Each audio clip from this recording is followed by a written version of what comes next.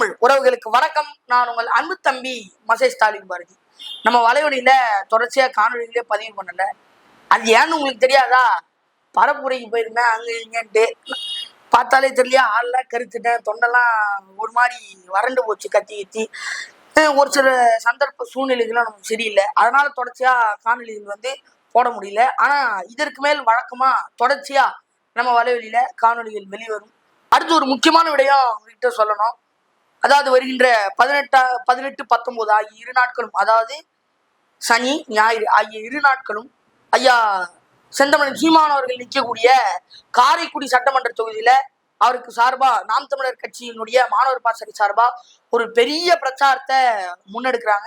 ஒரு மாணவனா நாம் தமிழர் கட்சியினுடைய மாணவர்கள் எப்படி செயல்படுறாங்க, எவ்வளவு தீவிரமா இருக்கிறாங்க, எவ்வளவு கொள்கை வெடிப்ப அரசியல் படுத்தப்பட்டிருக்கிறார்கள் அப்படிங்கிறத நம்ம வலைவலியில பதிவு பண்ண போறோம். அதை போடுறோம். வழக்கம் போல நீங்க பார்த்து உங்களுடைய பேர் ஆதரவுகளை தருமாறு தாழ்மையுடன் கேட்டுக்கொள்கிறேன். மாணவர் பாசறைக்கும் நாம் தமிழர் கட்சிக்கும் உங்களால் முடிந்த திறநிதி தருமாறு தாழ்மையுடன் கேட்டுக்கொள்கிறேன். சரி, காணொலிகளை போவோமா? இந்த காணொலி ரொம்ப முக்கியமான காணொலின்னு சொன்னேன். இது ஏன் ரொம்ப முக்கியமான காணொலி?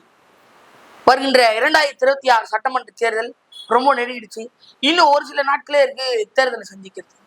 அப்படி இருக்கக்கூடிய நிலையில நாம் தமிழர் கட்சி மட்டும்தான் தமிழ் மொழிக்கான உரிமைகளையும் தமிழ் இனத்திற்கான உரிமைகளையும் பேசுறதுல இருந்து போராடுறத வரைக்கும் எல்லாத்தையும் செய்யறாங்க. மிச்சம் இருக்கக்கூடிய எந்த கட்சிகளும் தமிழ் இனத்திற்காகவும் மொழிக்காகவும் போராடல. ஆனா தமிழ் தமிழ் என்று பேசி தமிழர்களை ஏமாற்றி வாக்கு வாங்க தான் நிக்கிறாங்க. அதனால நாம் தமிழர் கட்சி கொள்கையில சமரசம் இல்லாம நாங்க யார் கூட கூட்டணி வைக்க மாட்டோம் என்று தனித்துவமா களம் கண்டாங்க. நம்ம நாம் தமிழர் என்று சொன்னாலே நம்மளை பள்ளத்துக்குள்ள தள்ளி நம்மளை கீழே தள்ளி பள்ளத்துல போட்டு மூடத்தான் பாக்குறாங்க. அப்படி இருந்தும் சலிக்காமல் தங்களுடைய வேலையை செய்யறாங்க நம்ம நாம் தமிழர் அக்கா தங்கச்சிகளும் அண்ணன் தம்பிகள். நிறைய பேரு நாம் தமிழர் கட்சி 15 ஆண்டு காலமா அரசியல் காலத்துல இருக்கிறாங்களே, ஒரு எம்பி கூட ஜெயிக்கல, ஒரு எம்எல்ஏ கூட வெற்றி பெறல, இன்று தொடர்ச்சியான நக்கல் பேச்சுகளையும் கேலி கிண்டல்களையும் செஞ்சுட்டு இருக்கிறாங்க. ஆனா நாம் தமிழர் கட்சி கடந்த 15 ஆண்டு காலமாக தமிழ் இனம் மொழி உரிமைகளை பேசி யாருடனும் கொள்கையில சமரசம் இல்லாம கூட்டணி இல்லாம நின்று தனித்து காலம் கண்டு 15 ஆண்டு காலத்துல 8.5%, அதாவது 36,50,000 வாக்குகளை வாங்கி இருக்கிறது ரொம்ப பெரிய சாதனை தான், ரொம்ப பெரிய விடயம் தான். ஏன்னா 1949 நினைக்கிறேன், சுமாரா 1949 திமுக அண்ணா அவர்களால் தோற்றுவிக்கப்படுது. ஆனா அந்த கட்சி 18 ஆண்டுகள் கழித்து சுமாராக 1967 தான் சட்டமன்றத்துக்குள்ளேயே கூட்டணி வச்சுதான் போறாங்க. ஆனா நாம் தமிழர் கட்சி 15 ஆண்டு காலத்துல எவ்வளவு சாதனை செஞ்சிருக்கு அப்படிங்கிறது உங்களுக்கு தெரியும். அவங்களுக்கே 18 ஆண்டு காலமாச்சு கூட்டணி வச்சுதான் சட்டமன்றத்துக்குள்ள போக முடியுது. ஆனா இன்னைக்கு வரைக்கும் திமுக கூட்டணி வச்சுதான் வெற்றி பெற்று இருக்கு. அதனாலதான் சொல்றோம், 1949 இருந்து இப்ப 2026 வரைக்கும் தமிழ்நாட்டுல வளராத ஒரே கட்சி திமுக தான். வளர்ந்த கட்சி யாரா அப்படின்னா அது நாம் தமிழர் கட்சி மட்டும்தான். கேட்கலாம், அப்படி யாருமா நம்மள கலாய்க்கிறது அப்படின்னா, நம்ம எந்த தமிழ் உரிமைக்காக பேசுறோம், தமிழ் இனத்திற்காக பேசுறோம், கடைசியில நம்ம ரத்த உறவுகள் நம்மளை அவங்கள கலாய்க்கும் போது தான், நாம் தமிழர்களுடைய பிள்ளைகளை கலாய்க்கும் போது தான் வருத்தமா இருக்கு. ஆனா இல்லாத திராவிடத்தை ஏத்துக்கிட்டு திராவிடனா வாழ்ந்துக்கிட்டு நம்ம நாம் தமிழர் அப்படின்னு கத்துனா நாம் தமிழர் அப்படின்னு கலாய்க்கிறாங்க. எப்படி இது அவங்க குறை சொல்றதா, யார குறை சொல்றது அப்படின்னு ஒன்றும் புரியல. ஏன்னா காலையில எந்திரிச்சுட்டு என்ன பண்ணணுமோ அது தமிழ்ல தான் சொல்லிட்டு போயிட்டு வரேன் அப்படின்னு சொல்லுவாங்க. தமிழ்ல தான் தண்ணி கேட்டு வாங்கி குடிப்பாங்க, தமிழ்ல தான் தேநீர் கேட்பாங்க. ஒருத்தனை திட்டணும் அப்படின்னாலும் போடா அப்படின்னு திட்டினாலும் தமிழ்ல தானே திட்ட முடியும். அவங்க பிறந்தது தமிழ் அப்பா அம்மாவுக்கு தானே, அவங்க உயிர் மூச்சே தமிழ் தானே, எழுதுறது தமிழ் தானே, பேசுறது தமிழ் தானே. அப்படி இருந்தும் நாங்க திராவிடர்கள் அப்படிங்கிறாங்க. பள்ளியினுடைய மாற்றுச் சான்றிதழ்ல போய் எழுத முடியுமா? அதை டிசியில போய் எழுத முடியுமா? நான் திராவிடன் அப்படின்ட்டு. நம்ம திராவிடன் ஜாதி எதுப்பா, திராவிட ஜாதி எதுப்பா அப்படின்னு, திராவிட சாதி எதுப்பா, திராவிட குடியெல்லாம் என்னப்பா சொல்லுங்க அப்படின்னா என்ன சொல்லுவாங்க அப்படின்னு ஒண்ணு இருக்கா அப்படின்னு கேட்பாங்க. ஆனா அவங்க சொல்றாங்க நாங்கெல்லாம் திராவிடர்கள் அப்படின்ட்டு. ஏன்னா தமிழ் சாதிகள் என்ன, தமிழ் குடிகள் நீ எந்த குடின்னு கேட்டா சொல்லலாம். நான் முதலியார், செட்டியார், வன்னியர், நாடார், தேவர், கவுண்டரி என்னமோ சொல்லலாம். ஆனா திராவிட சாதியில நீ எந்த குடின்னு கேட்டா சொல்ல முடியுமா? முடியாது. ஆனா அவங்க எல்லாம் சொல்றாங்க நாங்கெல்லாம் திராவிடர்கள் அப்படின்னு. ஐயா சீமான் அவர்கள் தமிழுடைய ஆதினா என்ன, மூலம்னா என்ன, அங்கம்னா என்ன, தமிழர்களுடைய மொழி இன வரலாறுனா என்ன, வீரம்னா என்ன, மானம்னா என்ன, தமிழர்கள் எப்படி இருந்தாங்க, எப்படி அழிக்கப்பட்டாங்க, தமிழர்களுடைய இனம், பொருளாதாரம், கல்வி, கலை, கலாச்சாரம், பண்பாடு எப்படி தமிழர்கள்ட்ட இருந்து புடுங்கப்பட்டு திராவிடர்களா மாற்றப்பட்டுச்சு, ஆரியமா மாற்றப்பட்டுச்சு, தமிழர்களுடைய வழிபாடு என்ன, தமிழர்களுடைய கடவுள் என்ன, தமிழர்களுடைய பொருளாதாரம், தமிழ்நாட்டின் வளம், தமிழர்களுடைய வளம், தமிழர்கள் உலகையே ஆண்டு வரலாறு, நம்ம தமிழர்களுடைய பொருளாதாரத்தை எப்படி ரீகன்ஸ்ட்ரக்ட் பண்ண போறோம், அதாவது எப்படி மறு உருவாக்கம் பண்ண போறோம், எவ்வளவு சொல்ற டிவியில போட்டு காமிக்கிறாரு. தப்பாரு நான் செய்யறாம்ப இதை பண்றாம்ப இதைதான் நான் பண்ண போறேன், அண்ணன் பண்ண போறேன் அப்படின்னு ஒவ்வொன்றத்தையா சொல்லி புரிய வைக்கிறார். உதாரணமா பிரதீப் ரங்கநாதன் கூட சொல்றாரு, தேர்தல் பரப்புரையில ஐயா சீமான் வந்து இந்த மாதிரி பிரசன்டேஷன் பண்ணி காமிக்கிறாரு, எனக்கு ரொம்ப பிடிச்சிருந்தது அப்படிங்கிறாரு. ஒரு நடிகரையே போய் கவருனா ஐயா சீமான் அவர்கள் எவ்வளவு தூரம் போய் சொல்லியிருப்பாப்புல, எவ்வளவு தூரம் மனசை தொற்றுப்பாப்புல. ஆனா அவங்களுக்கே புரியுது, இவங்களுக்கு புரியல. யாரு? இந்த திராவிடர்களுக்கு புரியல. கேட்டா சொல்றாங்க இது திராவிட காது, இதுக்குள்ள சீமான் சொல்ற விஷயம் நுழையாது அப்படிங்கிறாங்க. அதாவது இந்த ஐயா சீமானவர்கள் இவ்வளவு விடயங்கள் பேசுறாரு, தமிழ்நாட்டு மக்களுக்கு இவ்வளவு செய்யறாரு, அவங்க உரிமைகள்லாம் மேற்கொண்டு பேசுறாரு. ஆனா இவ்வளவு பேசி இவங்களுக்கு எல்லாம் புரியல, இவங்க மறுபடியும் அவங்கள தாங்களே ஏமாத்திக்கிறாங்க. அப்படிங்கிறப்ப ஐயா சீமானவர்களை பார்த்து ஒரே ஒரு பாட்டு தான் நினைவு வருது. லிங்கா படத்துல கடைசியில் ஒரு பாட்டு வரும் இல்லையா, சுட்டாலும் சங்கு நிறம் எப்போதும் வெள்ளையடா வீழ்ந்தாலும், அந்த பாட்டு தான் நினைவுக்கு வருது. ஏன்னா அவர் சொல்றாரு, நான் இவ்வளவு பேசினேன், உனக்காக இவ்வளவு பண்றேன், எனக்கு ஒன்றும் பிரச்சனை இல்லை, நான் உனக்காக எவ்வளவு தூரம் வேணா வர தயாரா இருக்கிறேன். ஆனா நீ தான் எனக்கு ஓட்டு போடாம ஒவ்வொரு தரமும் தோல்வி அடையிற, நான் தோல்வி அடையில. என்னை புரிஞ்சுக்கிட்டீங்கன்னா நீ வாழ்வ, வருங்கால தலைமுறையினர் வாழ்வாங்க. என்னை புரிஞ்சுக்கலனா உனக்கு தான் நட்டம், நீ தான் மண்ணோடு மண்ணா அழிஞ்சு செத்து போயிடுவ அப்படிங்கிறாரு.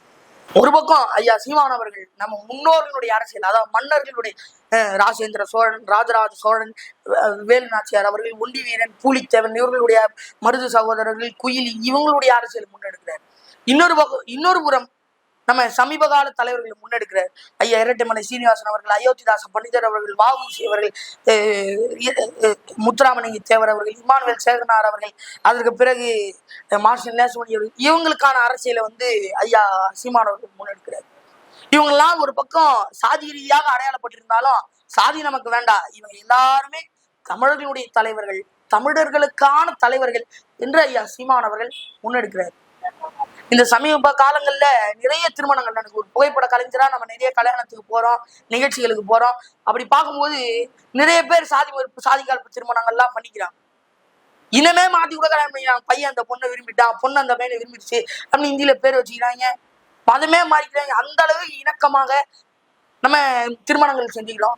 ஆனா சாதி பார்த்து ஓட்டு போடாத, சாதி பாக்குறது ஒரு தீட்டு என்று சொல்லக்கூடிய தலைவனை உங்களுக்கு பிடிக்கலையா? இந்த ஊர் புறங்கள்ல எல்லாம் சாதி மாதிரி கல்யாணம் பண்ணிட்டா அப்படின்னு ஆணவ படுகொலை பண்ணிட்டா, ஐயோ இதெல்லாம் பண்ணலாமா, இதெல்லாம் தவறு, சமூக நீதி இல்ல, சமூக நீதிக்கு இழுக்கு, அப்படி இப்படின்னு பேசக்கூடிய நாம சாதி பார்த்து ஓட்டு போட்டா எனக்கு தீட்டு என்று சொல்லக்கூடிய ஒரு அரசியல் தலைவனை காமிங்க. ஐயா சீமானவர்களை மட்டும்தான் அவங்களால ரவுண்ட் பண்ணி காமிக்க முடியும், வேற யாரும் சொல்ல மாட்டாங்க. அப்ப அவரு உங்களுக்கு பிடிக்கலையா? இந்த இவ்வளோ தலைவர்கள் இருக்கிறாங்க, இவ்வளோ முன்னோர்கள் இருக்கிறாங்களே, இவங்க சார்பா முன்னெடுக்கக்கூடிய அரசியல் பிடிக்கலையா? இவங்க பேசின அரசியல் பிடிக்கலையா?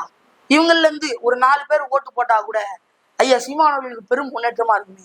ஐயா சீமானவர்கள் முன்னெடுக்கிற அரசியல் உங்களுக்கு பிடிக்கலையா? நீங்க ஒவ்வொருத்தரும் நான் கிறிஸ்தவர், நான் இஸ்லாமியர், நான் இந்து என்று சொல்றீங்களே, மத கடமைகளை நான் நேரத்துக்கு செஞ்சே ஆகணும், எங்க கடவுள்களை வழிபட்டே ஆகணும் அப்படிங்கிறீங்களே. ஆனா ஒவ்வொரு தடவையும் கஞ்சா போதை விற்கிறவங்களும் சாரா விற்கிறவங்களும் ஓட்டு போட்டு, அதாவது திமுகவும் அதிமுகவும் மாறி ஓட்டு போட்டு அதை விற்கிறவங்களே ஆட்சியாளர்களை தேர்ந்தெடுக்கிறீங்களே. அப்ப திமுகவும் அதிமுகவும் ஓட்டு போடுறவங்கள போலி கிறிஸ்தவர், போலி இஸ்லாமியர், போலி இந்து, உங்க மத கடமைகளை நீங்க செய்ய தவறிட்டீங்க, உங்க நெறிமுறைகளை நீங்க மீறிட்டீங்க அப்படின்னு சொல்லலாமா? இந்த கஞ்சா போதையும் சாராய போதையும் அடிச்சுட்டு பாலியல் வன்கொடுமை போய் பண்றாங்க பெண்களை, நீங்க ஒவ்வொருத்தரும் துடிக்கிறீங்களே, ஐயோ தமிழ்நாட்டு பெண்களை பாலியல் வன்கொடுமை பண்றாங்களே, துபாயில பாரு பெண்கள் மேல கை வச்சா அப்படியே சுட்டுருவாங்களாம், கல்லடிச்சு கொண்டுருவாங்களாம், தூக்கு தண்டனை தானா, வெட்டி போட்டுருவாங்களாம், அப்படி இப்படின்லாம் சொல்றீங்களே. ஐயா சீமானவர்கள் சொல்றாரு, தமிழ்நாட்டு பெண்கள் மீது, அதாவது இப்ப தமிழ்நாட்டுல 2 வயது முதல் 80 வயது பாட்டி வரைக்கும் பாதுகாப்பு இல்லை. ஆனா ஐயா சீமான் சொல்றாரு, என் பிள்ளை மேல கைய வச்சா சுட்டு கொள்றதாண்டா தண்டனை அப்படிங்கிறாரு. அப்ப அந்த ஆட்சி, அந்த திட்டத்தை நீங்க விரும்பலையா? நீங்க மருத்துவமனைக்கு போனா சொல்றீங்களே, மருத்துவமனையில கக்கூஸ் நல்லா இல்ல, மருத்துவம் நல்லா இல்ல, மருந்தெல்லாம் வேலையே செய்ய மாட்டுது, டாக்டர் நக்கலா பேசுறான், திமிரா பேசுறான். இல்ல பிரைவேட் ஹாஸ்பிட்டலுக்கு போனா, மருத்துவமனைக்கு போனா, ஐயோ இவ்வளவு பணம் கேட்கறாங்களே, லட்ச லட்சமா கேட்கறாங்களே, கோடி கோடியா கேட்கறாங்களே என்று ஒவ்வொரு தடவையும் அழுவுறீங்களே. ஆனா ஐயா சீமான் சொல்றாரு, உலகத்தரம் வாய்ந்த மருத்துவம் அனைவருக்கும் இலவசம் அப்படிங்கிறாரு. இந்த முன்னெடுப்பு, இந்த திட்டம் உங்களுக்கு பிடிக்கலையா? ஒவ்வொரு தடவையும் உங்க மகள்களை பள்ளியில சேர்க்கும் போது இவ்வளோ ஃபீஸா, இவ்வளோ லட்சம் ஃபீஸா, அவ்வளோ ஃபீஸா, காலேஜுக்கு இவ்வளோ செலவாது, பள்ளிக்கு இவ்வளோ செலவாது, அதுக்கு இவ்வளோ செலவாது, இதுக்கு இவ்வளோ செலவாது என்று ஒவ்வொரு தடவையும் கதறீங்களே, அழுவுறீங்களே. ஆனா ஐயா சீமான் சொல்றாரு, உலகத்தரம் வாய்ந்த கல்வி அனைவருக்கும் இலவசம், நீ என்ன வேணா படிச்சுக்க அப்படிங்கிறாரு. இந்த திட்டம் உங்களுக்கு பிடிக்கலையா? இந்த முன்னெடுப்பு உங்களுக்கு பிடிக்கலையா? நீங்க ஓட்டு போடும்போது கொஞ்சமாவது மனசாட்சியோட சிந்திச்சு ஓட்டு போட்டு பாருங்க. உங்க மண்ணுல, உங்க மொழிக்கான, உங்க இனத்திற்கான, அதாவது தமிழ்நாட்டு மண்ணுல தமிழன் ஒருத்தன் தமிழ் மொழிக்காகவும் இனத்திற்காகவும் அதனுடைய உரிமைகளை முன்னெடுத்து பேசி போராடி அந்த மக்களை கொண்டு வரான் அப்படின்னா, உங்க மண்ணுல ஒரு தலைவன் உருவெடுக்கிறான் அப்படின்னா அவனுக்கு ஓட்டு போடாம உங்க மண்ணையே சாராதவங்களுக்கு ஓட்டு போட்டு அவங்கள ஆட்சியாளராக தேர்ந்தெடுக்கிறீங்களே, தேர்வு செய்றீங்களே, ஒவ்வொரு தடவையும் நீங்க தான் தோத்து போறீங்க. அதாவது திமுகக்கும் அதிமுகவும் வேற கட்சிகளுக்கு ஓட்டு போடுறவங்க தான் தோத்து போறீங்க. அந்த தலைவனும் ஐயா சீமான் அவர்களும் அவர் முன்வைக்கக்கூடிய அவருடைய கொள்கைகளும் கோட்பாடுகளும் என்னைக்கும் தோத்து போகாது, தோத்தும் போகல. உங்க குடும்பத்துல குடும்ப தலைவன், அதாவது உங்க அப்பா சரியில்லைன்னு வச்சுக்கோங்க. எங்க பக்கத்து வீட்டுல ஒரு அப்பா இருக்காரு, அவருதான் அந்த குடும்பத்துக்கு ஒரு தலைவனு, அவரை நான் அப்பான்னு சொல்லிக்கிறேன், அவரே நான் குடும்ப தலைவரா வச்சுக்கிறேன் அப்படின்னீங்கன்னா நீங்க ஒத்துக்குவீங்களா, ஒப்புக்கொள்வீங்களா? ஆனா இப்ப நீங்க உங்களுக்கே தெரியாம இந்த வேலையை தான் செஞ்சுட்டு இருக்கீங்க. நம்ம மண்ணுல இருந்து, நம்ம இனத்துல இருந்து, நம்ம பகுதியில இருந்து, நம்ம மொழிக்காக, நம்ம இனத்திற்காக போராட்டங்களை முன்னெடுக்கக்கூடிய பேசக்கூடிய ஒரு தலைவனை விட்டுட்டு வேற ஊர்ல இருந்து ஏதோ நம்ம மண்ணுக்கும் இன்னொரு அந்த மண்ணுக்கும் சம்பந்தமே இல்லாத தலைவனை வந்து ஆளை வந்து தலைவனா தேர்ந்தெடுத்து நமக்கு ஆட்சியாளரை தேர்ந்தெடுத்து உக்கார வச்சுக்கிட்டு அவர் கீழே நம்ம அடிமையா இருக்கு. நம்மால் கீழே அடிமையா இருக்கிறது பெரிய விஷயமா? இந்த மண்ணுக்கே நமக்கும் சம்பந்தம் இல்லாதவங்க கிட்ட அடிமையா இருக்கிறது பெரிய விஷயமா? இப்ப நம்ம யாரோ சம்பந்தமே இல்லாதவங்க கிட்ட தான் அடிமையா இருக்கு. கொஞ்சம் சிந்திச்சு பாருங்க. நம்ம தமிழ்நாட்டுல இருந்து, அதாவது நம்ம மண்ணுல இருந்து நம்ம மண்ணுக்கான ஒரு தலைவனை தேர்ந்தெடுக்கல அப்படின்னா நீங்க தோத்து போயிடுவீங்க, தோத்து போய்கிட்டே இருக்கிறீங்க. அதாவது தமிழ்நாட்டுல இருந்து தமிழ் மண்ணுக்கான தலைவனை தேர்ந்தெடுக்கலன்னா நீங்க தோத்து போயிடுவீங்க, தோத்து போய்கிட்டு இருக்கீங்க. உதாரணத்துக்கு சென்னையில சொல்றேன், சவுகார்பேட்டை யாருடைய பகுதியா இருந்தது, இப்ப யாருடைய பகுதியா இருக்கு? புரசைவாக்கம் யாருடைய பகுதியா இருந்துச்சு, இப்ப யாருடைய பகுதியா இருக்கு? வேப்பேரி யாருடைய பகுதியா இருந்தது, இப்ப யாருடைய பகுதியா இருக்கு? வியாசார்பாடி யாருடைய பகுதியா இருந்துச்சு, இப்ப யாருடைய பகுதியா இருக்கு? இதெல்லாம் கொஞ்சம் சிந்திச்சு பாருங்க. நான் சொல்றது சென்னையில, இன்னும் தமிழ்நாடு முழுக்க யார் பகுதியா இருந்துச்சு, இப்ப யார் பகுதியா மாறிட்டு இருக்கு, மாறிடுச்சு அப்படிங்கிறத என் அருமை தமிழ் சமூகம் உணரணும். இது இப்ப உங்களுக்கான தலைவனை, உங்க மண்ணுக்கான தலைவனை நீங்க தேர்ந்தெடுக்கலன்னா இந்த மண்ணில் உங்களுக்கான உரிமைகள், உங்க இனத்திற்கான உரிமைகள், உங்க மொழிக்கான உரிமைகள், கல்வி, கலை, கலாச்சாரம், பண்பாடும், பொருளாதாரம் எல்லாத்தையும் இழந்து அனாதைகளாக நெருக்கடியாக நின்று உங்க சொந்த மண்ணில் நீங்க தோற்கடிக்கப்படுவீங்க, தோத்து போவீங்க அப்படின்னு சொன்ன அதற்கான உதாரணங்களையும் காமிச்சிருக்கிறேன். நம்ம தோத்து போயிட்டு இருக்கோம் அப்படிங்கிறத உணருங்க. என்னுடைய வயசுக்கு நான் பார்த்த அனுபவத்துக்கு நான் பேசியிருக்கிறேன். எனக்கு ரொம்ப சின்ன வயசு, ரொம்ப சின்ன அனுபவம். ஆனா உங்களுக்கு உங்க வயசுல பெரிய அனுபவம் இருக்கும். தயவு செய்து உங்க அனுபவத்துல நீங்க பார்த்தத பேசினத நினைச்சு சிந்திச்சு ரிவைன் பண்ணி காதுல வாங்கி, இது திராவிட காதலடா, நான் பிறந்தது தமிழ்டா, தமிழன்டா, நான் தமிழன்டா, என் உடம்புக்குள்ள ஓடுறது தமிழ் ரத்தம்டா என்ற மானத்துடனும் வீரத்துடனும் உங்க காதுல வாங்குங்க. சீமான் என்ன சொல்றாரு அப்படின்ட்டு அதை வாங்கி சிந்திச்சு ரீவைண்ட் பண்ணி ஓட்டு போடுங்க. எனவே இந்த காணொலியே வந்து நான் ரொம்ப வேதனையோட தான் பதிவு பண்றேன். ஏன்னா இப்ப எவ்வளவு சம்பவங்கள் நிகழ்ந்திருக்கு, எவ்வளவு சம்பவங்களை சொல்லியிருக்கேன் அப்படிங்கிறது உங்களுக்கே தெரியும். எனவே ஓட்டு போட வேண்டியது நம்ம எல்லாருடைய கடமை, சிந்தித்து வாக்களிக்க வேண்டியது உங்களுடைய கடமை.